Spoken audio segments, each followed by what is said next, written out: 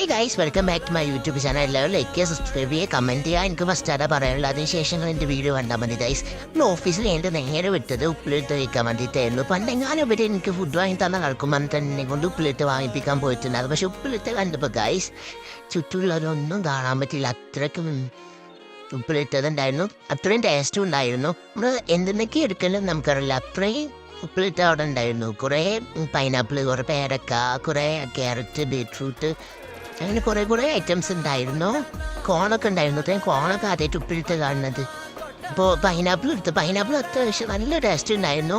ഉപ്പിലിട്ട് എന്ത് മരിച്ചാലും വേണ്ടില്ല വെച്ചിട്ടാണുമ്പോൾ ഒരു വിട്ടുവെച്ചക്കും തയ്യാറാവണില്ല. അത്രക്കും കട്ടക്ക് നിന്നിട്ടാണ് രണ്ടാൾ മത്സരമാണ് ഗൈസ്.